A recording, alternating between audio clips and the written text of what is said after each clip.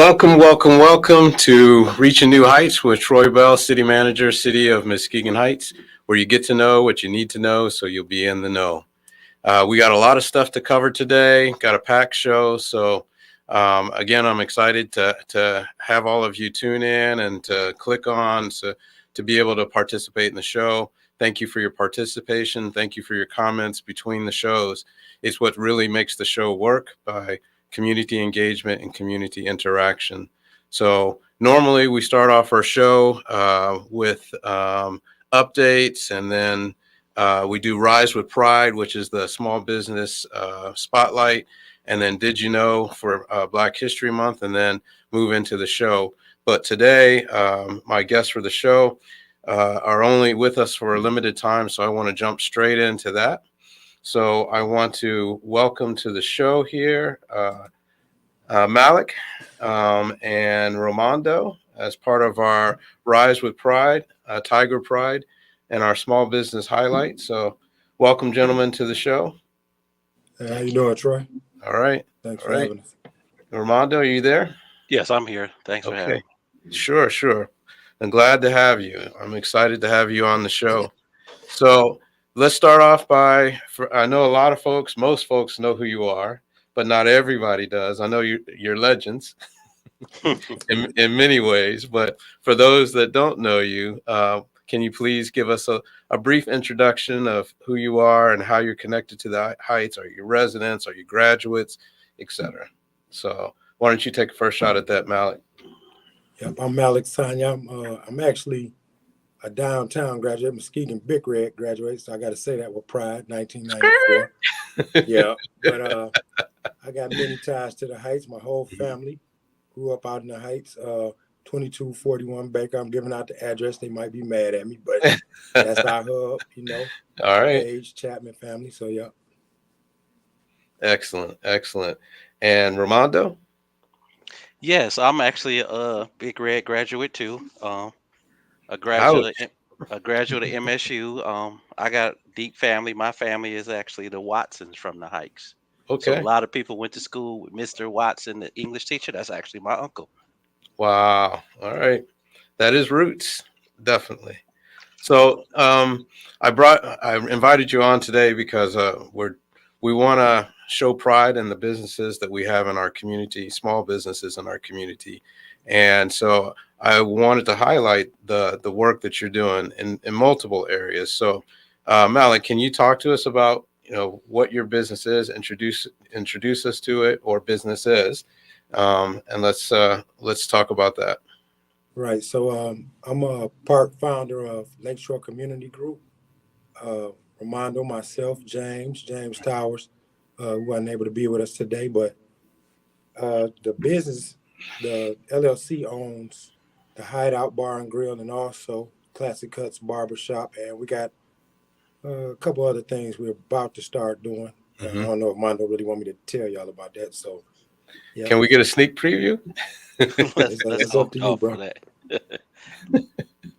Well, wow. I mean, that's I didn't realize that Mr. Towers was part of the LLC. So that's good to know. Yeah, that's good stuff. So tell us about, unless you can give us a sneak preview on the other things. Is that?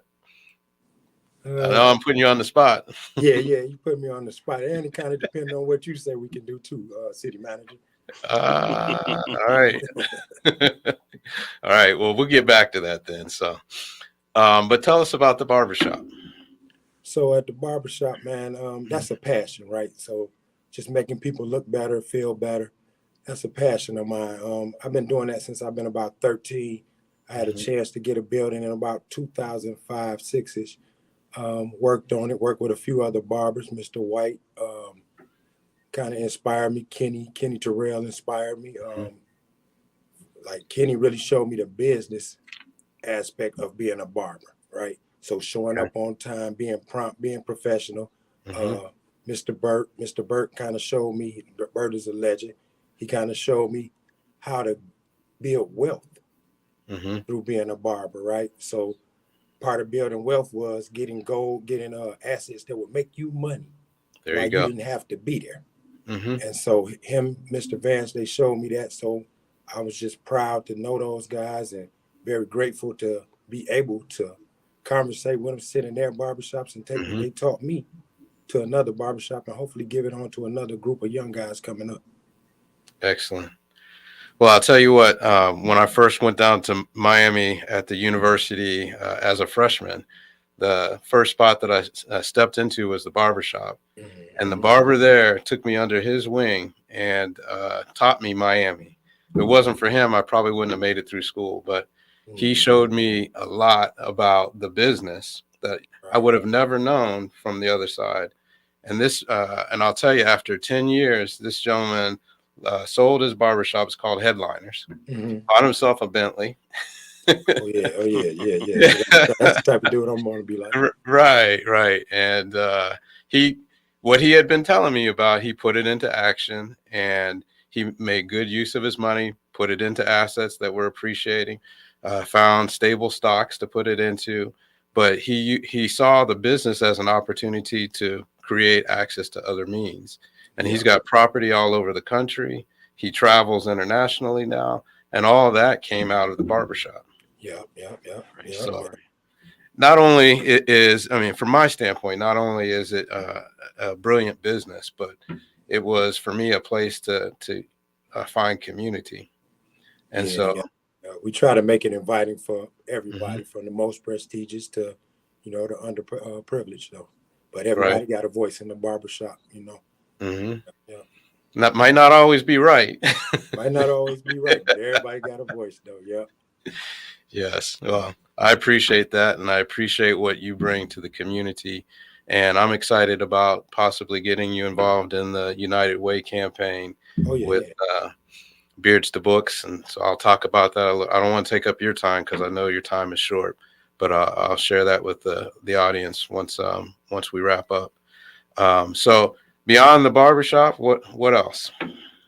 So we got the Hideout, right? So that's the neighborhood bar and grill. Kind of made it for us because a lot of times you go places and you just don't feel welcome, right? So Hmm. you don't feel invited. A lot of young guys, a lot of older guys, young guys, or whatever, they don't feel like they have a place. So I just tried to give us a place that we could be us. Hmm. Um, it wasn't too many ties, too many restrictions. I was just trying to be inclusive when it came to our community, and for the most part, Ramondo, he kind of came and I was hesitant. He kind of came and pushed me along, say, "Hey, man, just go for what you know." Let's do it. And Hmm. on top of that, this is my brother. He put his money where his mouth was at. It was my dream, Hmm. but he put his money where his mouth was at and kind of made me go ahead and accomplish my dream. And he kind of been that all my life for me, though. He's a little older than me. My brother and How him, long have you two known each other? I don't remember not knowing him. So I always knew him. What, My 25 mom's years? best friend. So let me just say, since elementary playground. Okay. All right. Well, I'll tell you, my best friend for life was I met on the elementary playground, and it was the end of his fist and my fist, Right, right, right. and we've been friends ever since. So sometimes those are the best friendships that start off the wrong way, but not saying that yours started off that way, Nah, nah, but nah. He always but been a good dude. good stuff. So how long has the barbershop been in existence, and how long has the Hideout been So first off, I had a barber shop in the same place in? Hmm. called Razor Sharp. Some things happened, had to regroup, come back. So in 2013, Corey, my buddy Corey Chapman, and myself, shout out to Corey, he came and encouraged me to start something new. So we got in it together, went and Hmm. created it 2013. The bar been in existence since 2017, so we're in our fifth year at the Okay. Hideout. Hmm. And it's hard to make a business last for 5 years. If There anybody you been go. in business, Hmm. 5 years like a wow, like we came a That's long way. So right. yeah, That's usually the turning point. If you can make it 5 years, then you can make it. So yeah, you're celebrating the fifth year now, yep. The fifth year, Yes. 2017 was the beginning of it. And, I know we all know it because we all lived through it, but it's hard to have been a new establishment like that depends on customers in the middle of COVID. Oh So, yeah. And you know what? I want to say this too. So Lakeisha Harris, I'm gonna give her real props, right? Because mhm, she really helped us survive in the midst of the pandemic. She really came and gave her El Soul mhm, brand and helped us survive through it. So Real I talk. appreciate you, Keisha, if you're listening. You know what I'm saying? I all just right. want to say thank you. That's good love. Good love. Hopefully, I'll get her to come on the show in the future to be able to highlight what she's doing now. But Yeah. I appreciate that.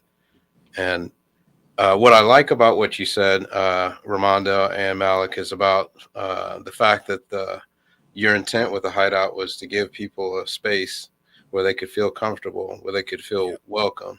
Yeah. And even through the pandemic, that was the spot that was still open when everything else was closed. You know? Yeah. So, Yeah. I mean, I say it and I say it again. The beauty of this community are the people and the relationships and the welcoming nature and the friendliness. But it's real hard for us to experience that and leverage that and take advantage of it and appreciate it in the Right. middle of a period of time when we can't get together. Right. And Right. so, Right. Yeah. That That's was a very true. serious challenge. mhm. All right. Well, what were some of the biggest challenges that you ran into, since we mentioned challenges, other than the pandemic? Oh man.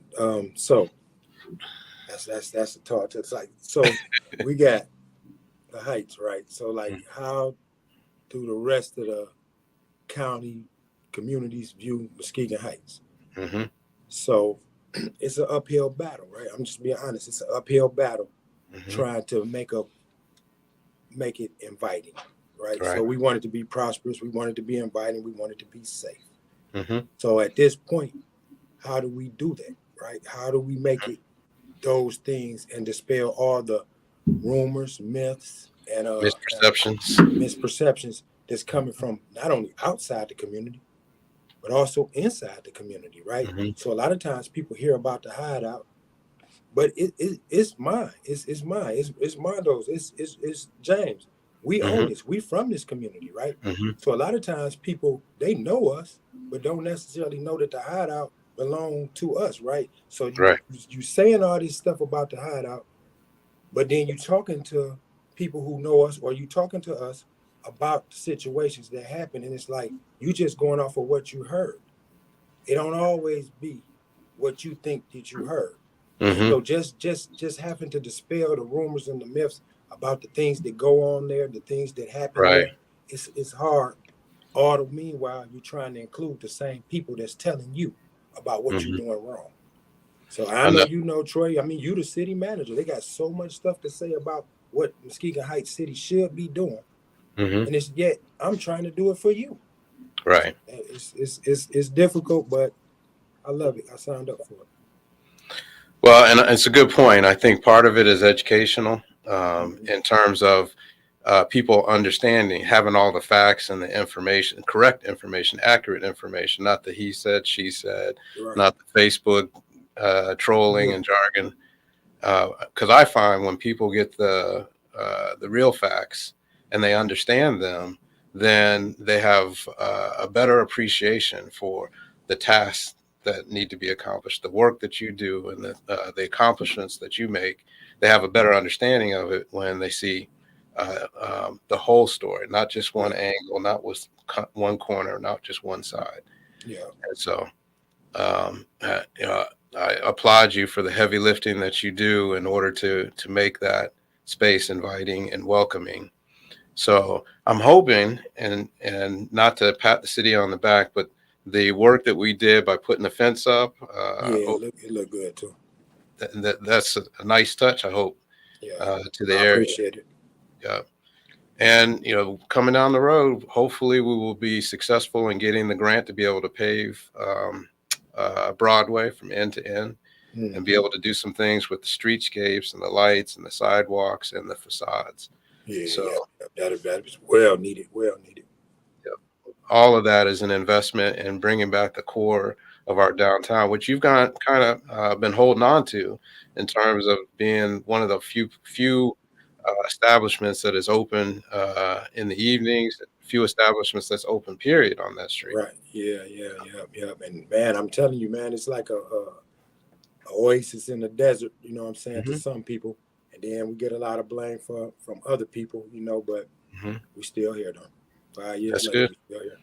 Perseverance. Yeah. But hang on because it's coming. The It's coming. Renaissance is coming, and all the hard work and effort that you put in, I think, you'll see it come back to you tenfold, or like the Bible said, 7 times 70. Yeah. Yeah. Yeah. Yeah. So, I believe that too. so that this is kind of a segue into what I wanted to ask you, both of you. What do you see as a vision for Muskegon Heights as a business owner, as members of longstanding families in the community? You kind of have a sense of the history of Muskegon Heights that I didn't live through, that you had a chance to experience. Considering that, what do you see as the vision for Muskegon Heights moving forward? You Your go ahead, vision. Mondo. You go ahead, Mondo. Well, the biggest vision, part of the vision that I would like to see is, like, I remember the festival in the park, and actually I was in a few of the parades back in the day, Uh and when they had the Christmas lights up, the little lanterns and all that oh. stuff. And it was really neat and clean and it was welcoming. I remember the five and dime store down the street and the popcorn guy. It's one of Okay. the only places you can go get that popcorn with the Hmm. chocolate drizzle, which was the chocolate from downtown. He actually got the chocolate from local. So it was a lot of local. Okay. Uh-huh. But what I would like to see is more local businesses go. Like, you've been to cities where they've redone their downtown and it's Hmm. got like a hodgepodge. You got little boutique restaurants and Some places to character. shop and Hmm. people walking up and down. It looks all nice and things like that. That's what I would like to see. But more the vision of it being, instead of a place that people are avoiding, they're actually pursuing. Right. We want to go to the hikes. We come skiing. We got to see the hikes. We got to go Right. downtown to see these places. That's Exactly. where I want to go. I also want to say this. People Hmm. say a lot of things about the Hideout in a certain persona. Hmm. My father turns 82 in April. He comes to the Hideout all the time. So think about it. If my 82-year-old father comes in there regularly, what type of persona would I want to have there for his 82 years? Right. Right. Unless he's just a cold, stone gangster. Not with a cane. Not with the cane. All right. But that's my vision. That's my Hmm. vision. Right. Good. Well, he's got to be a good dude if his birthday's in April, because Yeah. those of us who are born in April usually come with it. So, Yeah, he is. He's a good guy. He's a good guy. dude. All right. And how about you, Malik? What are your thoughts about the vision for Muskegon Heights? Yeah, I would like to see the Heights. Those same things that Mondo said. My pops actually owned a store in downtown Muskegon Heights years ago. People probably, older cats probably remember it used to be called Vimo's. It was a clothing store. So, like, Okay. I spent a lot of time out in the Heights, man. I'm talking Hmm. about cleaning up, sweeping the streets. I've probably been sweeping those streets since I've been in fourth grade, man. Right. But I like to see the Heights be like I said, an inviting place, a Hmm. prosperous place, and a safe place, right? Right. So I like to see people willing to walk from Baker Street to Peck Street, right? Like Hmm. just a walking, maybe like a Beale Street, Bourbon Street type of thing, Wealthy Street type of thing, Right. where you got mom and pop shops, you know what I'm saying? Hmm. Boutiques, stuff like that, man, where people can even sit out on the terrace and you can have Hmm. a nice drink, you know what I'm saying? Eat a nice sandwich, you know. Right. Kids can walk from ice cream shop to here to there, and at nighttime it turned into an entertainment district, right? Maybe Hmm. with like another theater there, maybe knock down that Strand building and put a new complex right there or something like that. Maybe Hmm. even basketball courts. And I mean, I'm a visualizer. Mondo will tell you that. I'm a Right. visualizer. I Yes. went to school for urban planning, architecture. So like that's what I Sweet. do all night. That's what I'm doing. I'm drawing and writing and Hmm. planning and sketching. So people know that's what I do. If you ever run into me, I got a million ideas every day. Hmm. People got to I tell love me, it. man, we don't want to hear about that no more. But that's what I do. That's what I Right. do. I see it. I know it can be. We just got Hmm. to get everybody from the knower generation, Mm-hmm. older generation, the people that's wise that know, to Mm-hmm. the younger generation, the people that want. So we got to get the wanters and the knowers together with the doers. So my generation, your generation, right now we the doers. So we got to merge the two so that we could do something though. Yeah. I Okay. got generational wealth. I got wealth from my dad to me, wealth and knowledge, not so much money. I wish he'd have gave me more money, but he gave me knowledge. So I'm trying to give it to the guys that's coming behind me though. Right. That's the way it works. Mm-hmm. Yep. You gotta pave the way and turn around and reach down and pull people up with you. That's Yep. what it is. Yep. There was a comment on here asking us to speak up a little bit, so um, I don't want anyone to miss out on the good information that we're sharing. So you didn't mention when we were talking about.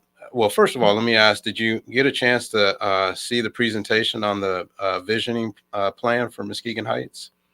No, I didn't get a chance to see it. I thought that it was on Wednesday, but I guess it was on the 21st. But Right. I didn't get a chance to see it though. Okay. Well, I encourage everybody out there to go to the website, reachingnewmuskegonheights.org. You can also find the presentation that was given on the 21st on the city's website.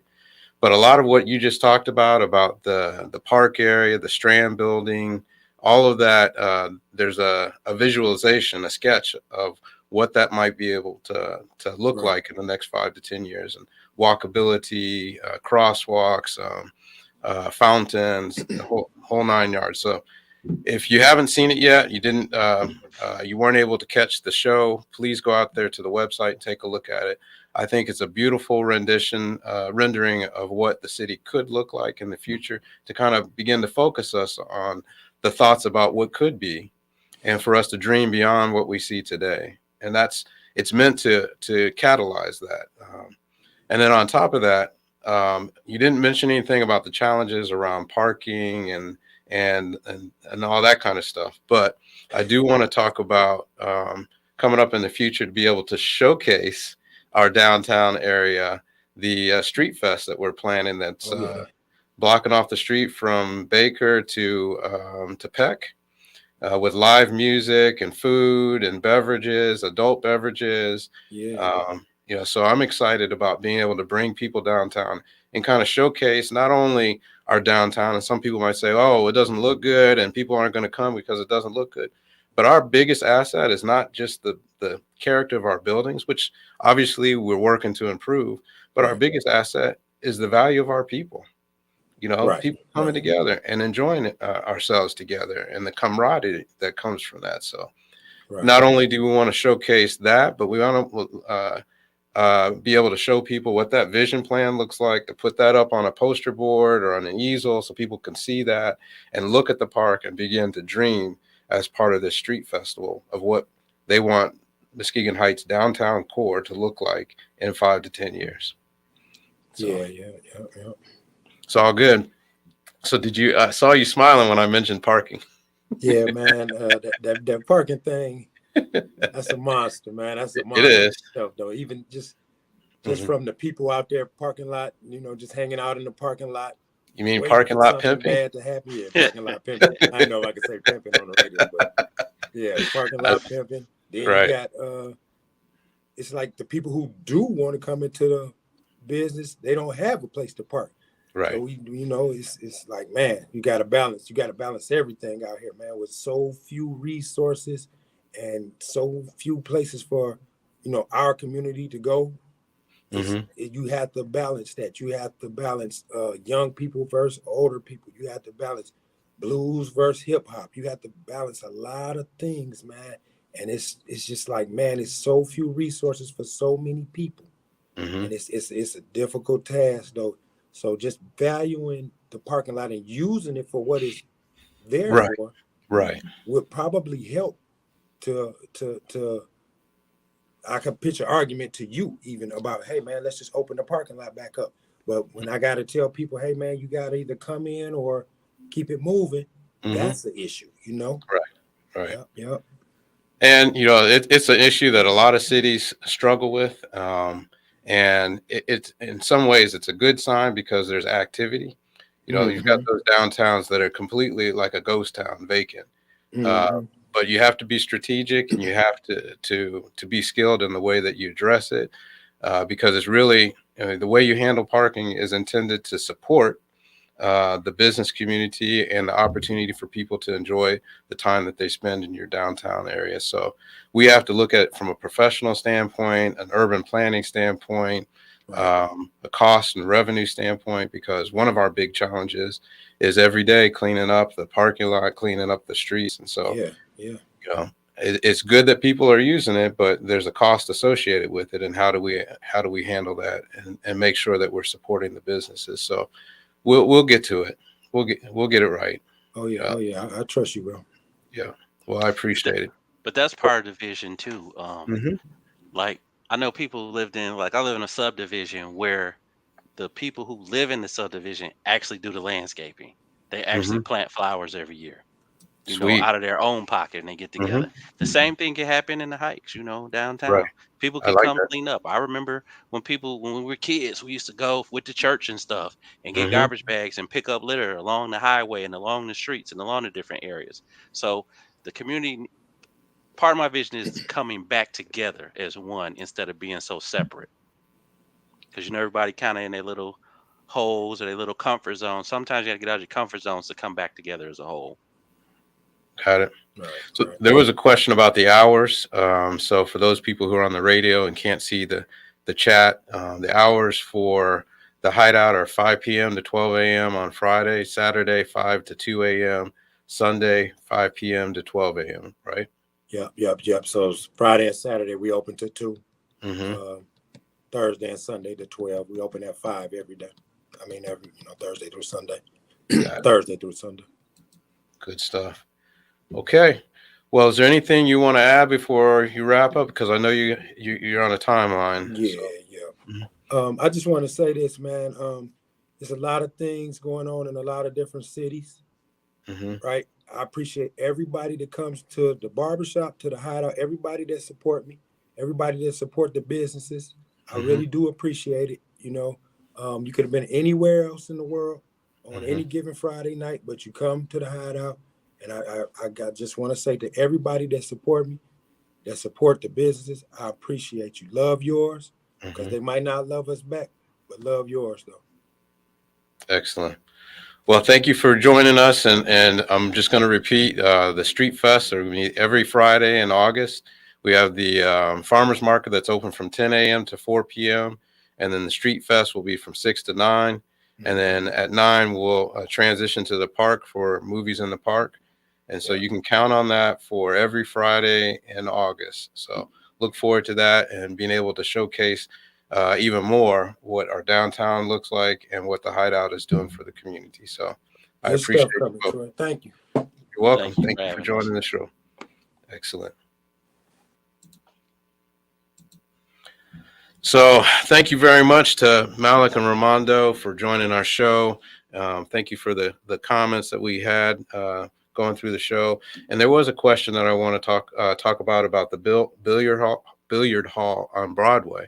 I think that's an excellent idea. That's something we have to take a look at. And quite frankly, this is the first time that has been mentioned since I've been here, in the two plus years that I've been here. So that's something that I will definitely take up and look into to see what we can do about that. So now that we finished the Rise with Pride small business highlight, let me go back and do some quick updates and the Did You Know for the end of Black History Month. And I know February ended on the 28th. There's no leap year, but I think we deserve to have 4 full weeks where we can highlight Black history. So I'm going to go ahead and do it to finish out the Black History Month. And then if we have time, we'll jump into some of the things about the building projects in Muskegon Heights. So quick updates. United Way, you may have noticed a whole different look. I hope I didn't scare anybody when I took off my mask, but I haven't seen this face in a little while. But this is all part of being involved with the United Way campaign called Beards for Books. And that's a wonderful campaign that's designed to raise money. They've adopted kids in 3 counties, including Muskegon County. And the program sends a new book to them every month for 12 months every year. And so we are in the process of raising money for the cost of sending those books out to the kids. The books themselves are provided either through the Dolly Parton Foundation or through donations. But what we're trying to do is raise the money for the portion that United Way supports. And so please go out to Facebook. If you are on my Facebook, you'll see the request for donations as part of the Beards for Books. So every day or every so often, you'll see an update with the listeners and watchers will see it transition over the next 4 weeks from Wednesday to Wednesday if you click and log on and watch. But if you don't, you can catch it on Facebook. The goal that I set was $500 for the program. So I'm hoping that the listeners and watchers will help me reach that goal by making your contributions on Facebook to a really valuable United Way program. And in addition to that, I want to remind everybody about Juneteenth coming up, June 19th. We're planning an event from June 17th, which is Friday, through the fireworks show on Sunday evening, Sunday night. And so please put that on your calendar. It is a must attend event. We're doing it in collaboration with a lot of other organizations, including, again, United Way. If you've heard about the movie Up from the Bottom, we're looking at potentially doing a screening for Up from the Bottom as part of the Juneteenth celebration, including the annual Rotary Mixer in this event as well, which was a huge success before COVID hit. And we haven't been able to do it for the last 2 years because of COVID, but plan on that as being part of, and that's the proposal, to have the Rotary Mixer be part of the Juneteenth celebration, which I'm excited about that. And hopefully we'll be able to nail that down. Bringing back the Mayor's Breakfast, which was a huge annual event that I'm told about that people waited for every year. I've never had a chance to see it. I guess they stopped it about 10 years ago, maybe less. But we want to bring back the Mayor's Breakfast as part of the Juneteenth celebration, and include in that a business expo for all the businesses in Muskegon Heights, so that that all the businesses that are out there, small and large, that you may not know about or know what they do or what type of work that what type of service they offer. We're talking about having each of the businesses put together a small placard that talks they were founded, how long they've been in business, and the types of services that they offer. And you probably pass by some of these places every day and not really realize what they're doing and what they're all about. So that we envision as part of the expo connected to the Mayor's Breakfast. So please put that on your calendar. A reminder, April 1st is our cleanup, our kickoff for the cleanup, and we transition from parking on the terrace to parking back on the streets. So the last 2 years, you've heard me over and over talk about that, but we are going to begin. We've been giving out warnings and not really pressing the towing or any of that so far.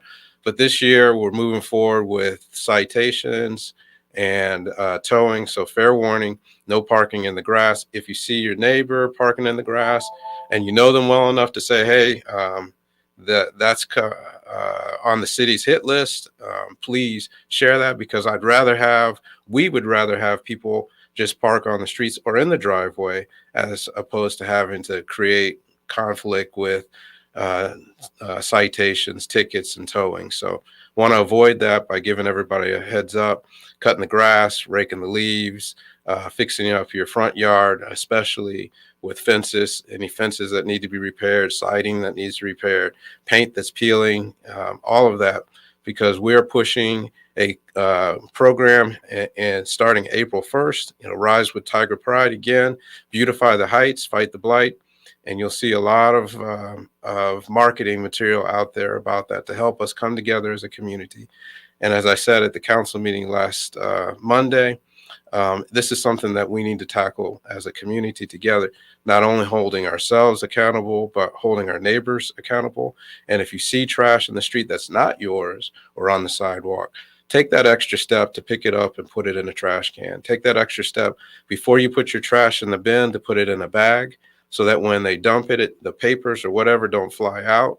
That's a huge, huge help to us in terms of keeping the trash off of our streets. So April 1st is the kickoff for that. So I'm excited, and I hope everybody is excited to come together as a community around this campaign to clean up our community and keep it beautiful. Remind everybody there's an opportunity to buy vacant lots in Muskegon Heights. So don't miss out on that opportunity. So if you're going to buy lots, the lots that you buy are the commitment that you have to make is to build on those lots within 3 years. You have to prepay the taxes on that lot for the 3 years, which is on average about $300. So you pay for the lot, which is $100. You pay for the taxes, which is $300, and the fees associated with it, and that's about $500. And in doing so, you're committing to building on those lots within 3 years. And when we talk about building, we're talking about buildable lots where you're going to build a house. A residential structure could be a twoplex, fourplex, but a residential structure. And so that opportunity is out there. If you're interested in that, please contact the city manager's office or go out on the website and find out the information you need in order to make that happen. Because like I keep saying, we have 1,000 vacant lots and we need to begin to build. But remember, if you buy one, you got to build and you have to keep it clean and maintain it for the time period that you own it. From the day that you buy it to the day that you sell it, you need to keep it clean. And if you don't, you run the risk of the city being able to take it back.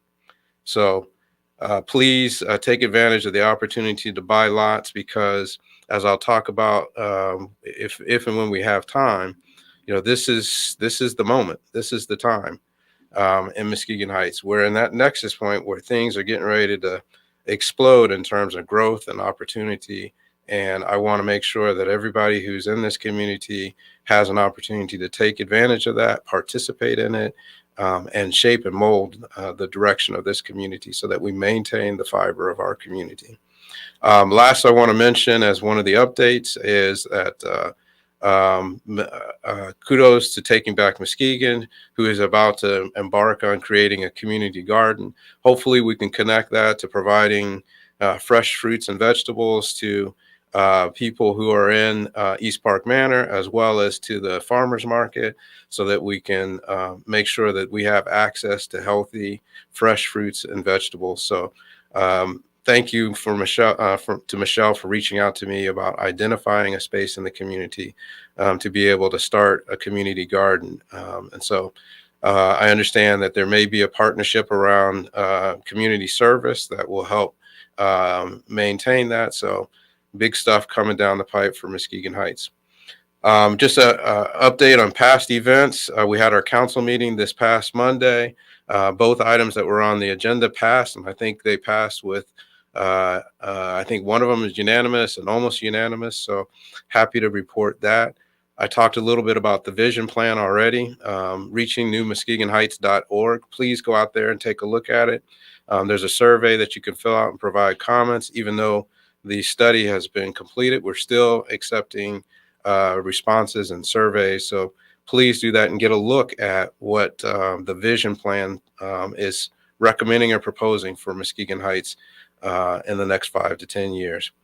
I'm happy to report that I received, and I was kind of surprised to receive it because you don't really add up the years, but I received just the other day my 25-year plaque for public service from ICMA, the International City County Managers Association, recognizing the 25 years in service and public service as and recently, I guess the last 3 years, as a credential manager. US Cafe, the US Cafe on Wednesdays. Please come out and support the US Cafe on Wednesdays. You'll find Chief Sane there, an opportunity to meet and mingle with police officers, detectives, as well as myself. Typically, I try to do my office hours in the US Cafe on Wednesdays, so please drop in. I'd love to meet as many people in the community as I can and share the thoughts and ideas and vision that we're moving forward as a mission for the city of Muskegon Heights. And I want to thank especially Mr. Nichols, who I got a chance to, Al Nichols, longtime educator, who I had a chance with this past Wednesday this Wednesday, just earlier today, to chat with, and the wealth of knowledge and information that he was able to share with me. So shout out to him, and I appreciate that. So we're winding down here, and I don't want to forget the Did You Know segment. And I want to highlight for this Did You Know Black History Month segment, a gentleman by the name of Macon Bowling Allen. And as I've said with all of these Did You Know updates or segments for the 4 weeks for Black History Month, I've been touching on a common thread that has to do with property and the ownership of property and the management of that, the access to ownership of property, whether it's financial or just straight ownership of property, and how that's been affected by the legacy of slavery and racism in America. So interestingly enough, Mr. Macon Bowling Allen was born in 1816, died in 1894, and he's believed to be the first Black attorney in the United States of America. He passed the bar exam in 1847. He became a Massachusetts justice. We passed the bar exam in Maine, in the state of Maine, and became a Massachusetts Justice of the Peace in 1847, believe it or not, before the Civil War. But after the Civil War, he moved to South Carolina. He was elected a judge in 1873 and again in 1876. And then we had the Reconstruction Error, and the end of the Reconstruction Era, which shepherded in Jim Crow in South Carolina and many southern states. And if you remember hearing me talk about the grandfather clause that was legalized in 7 of those southern states, that said that you could not own land and you could not vote unless your grandfather owned land and your grandfather could vote. And so that was an ex post facto way of taking away the right for Black folks to be able to own land and to be able to vote. And so for Macon Bowling Allen, who was a prominent attorney and judge up till 1876, his grandfather was not a landholder or a voter. His grandfather, because he was born in 1816, was a slave, or assumed to be a slave. And so he lost his land and his holdings and his right to vote in South Carolina, and ultimately moved to Washington, D.C., where he continued to practice law until he passed away. So again, the importance of owning and holding land and the right to vote and to participate in making the laws and policies that then determine who has and who does not have, or who has access or equitable access, is very important. So we have about 5 minutes left, and I just want to fill that last 5 minutes. I'm going to take a look here to see if there's any comments that I missed. Thanks again to Miss Aubrey for always watching and chiming in. Take Back Muskegon, kudos again. Okay. And yes, the all meetings of the council, even strategy sessions, they are public meetings, and therefore they're accessible to the public. So there's a question about whether or not there were meetings in the future that were not going to be accessible to the public. So yes, Ms. Aubrey, that meeting or any meetings of the council where there's four or more members present are a publicly noticed meeting and thus accessible to the public. Your participation in those meetings might be different based on the type of meeting, but you always have the right to at least sit in and listen, and in most cases provide commentary as well. So with the few minutes that we have left, I want to just reiterate about the budget. There were several questions that I received in the intervening week about budget priorities and revenues. And I just want to remind public, in answering some of those questions, that this community was built to, the infrastructure of this community was built to support a minimum of 5,000 homes. And the cost of maintaining the infrastructure, which is the pipes, the sewer, the storm sewers, the roads, the curbs, the sidewalks, all of that public infrastructure, the cost of that was built on, the maintenance cost of that is built on the concept that you have a minimum of 5,000 homes. And right now we have about 3,700 homes in Muskegon Heights. So we're short about 1,300, structurally short about 1,300 homes that are necessary to be able to provide the bare minimum of services in Muskegon Heights. And so the issue about the maintenance of the roads, which is always a priority, without the funding and the sources to be able to do that are associated with having the minimum number of houses in the community, we're constantly fighting an uphill battle in order to be able to address that. Now, of course, across the state of Michigan, that's an issue that many communities are dealing with. But for us, it is a particular, especially difficult uphill battle with the limited financial resources that we have associated with missing 1,300 property tax paying properties. We have over 1,000 vacant lots that are either owned by the city or the land bank. And so for us to be able to address the structural deficit that we have, which is really due to a lack of revenue, more so than it is expenses. In order for us to address that, we have to begin to build new homes. And so I want to talk about that in more depth. I can't get into it in the 3 minutes that we have, but I just want to reiterate, when you look at how the money is spent in Muskegon Heights, and I'm going to post a chart on the website that shows that effectively, 92% of our budget is spent on things that we absolutely have to spend money on. And that already exceeds what our typical revenues are. That 92%, which includes things like paying for our debt, our city debt, our bonds, the loans that the city has, the bonds that the city has issued. We absolutely have to pay that. The Michigan Municipal League liabilities, which includes retirement, MERS, which is part of the retirement, as well as benefits. We absolutely have to pay that. Our payment into MATS is included in that as well. The transit system. So that's a non-starter. Not paying that is a non-starter. The utilities for the city, repair and maintenance of equipment, which is on average $125,000.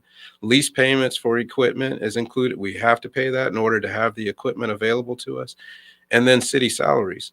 We operate the city with 60 plus employees, and we're at the bare minimum, where many cities have 2 or 3 people that work in departments and can back up each other. I mean, we are operating departments with 1 person, 2 people maximum.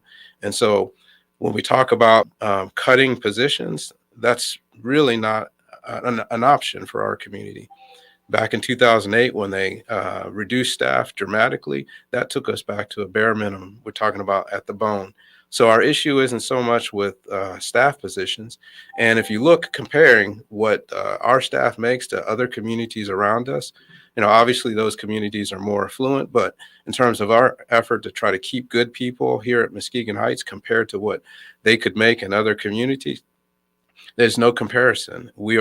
Our staff is not paid on the same level as these other communities. So cutting positions or cutting staff, both of those are non-starters. And so next after that is repair and maintenance, supplies, mandatory retirement costs.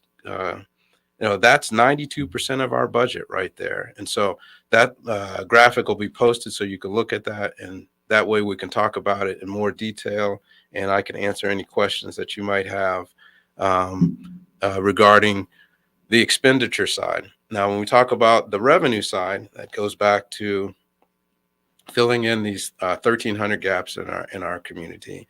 And so that's critical. And the way that we do that is going to make the difference, because I'll finish with this. Renaissance is coming to Muskegon Heights. It's going to happen. The question is, are we going to be here to be able to benefit from it? Because this community, what's happening on the lakeshore and the west side, is so valuable that it's not going to be able to sit in the status that it is. So the Renaissance is coming. You write that down as a fact. It is coming. We are midway between Grand Rapids and the beach. The houses that people are buying in Grand Rapids now are $200,000 more than what we could build a house for here. That's a 40-minute commute to Grand Rapids. It's a 5 to 10-minute commute to the beach. We are midway between work and play. And don't get it twisted. Don't be mistaken. People around here understand the value of this community and the low cost today of this community. And you are going to see a continual process of people speculating and purchasing property in Muskegon Heights who are not necessarily interested in maintaining the fiber of this community. So the way that we move forward today, tomorrow, and the next day has to be skillful, strategic, and almost like this precision of a surgeon in order to make sure that we embrace that renaissance, and so that every member of this community has an opportunity to participate in that renaissance, because it is not right for people to put their blood, sweat, and tears, like I talked with Malick and Ramondo today, to be part of this community and then have it snatched away from them when the renaissance occurs. And that is the bad part of gentrification. That is the evil of gentrification. And we can embrace a renaissance without having that displacement factor. But we have to come together as a community. We have to work together, and we have to realize the value of our assets and use them strategically to be able to create the wealth in our community. And we'll get into more detail about that in the next show.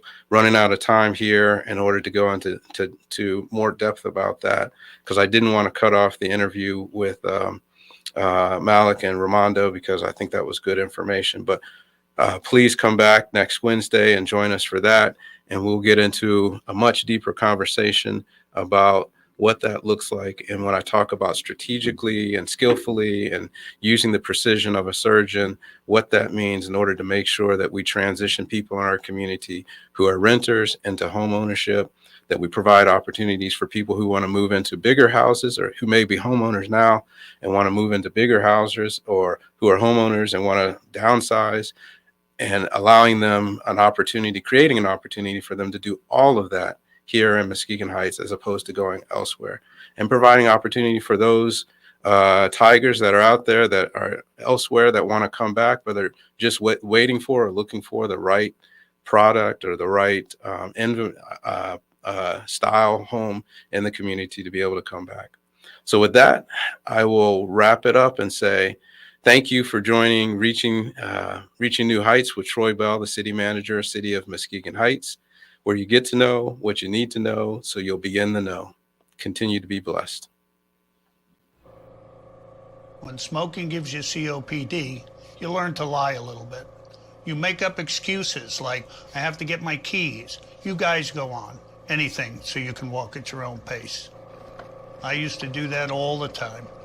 Those lies don't work anymore.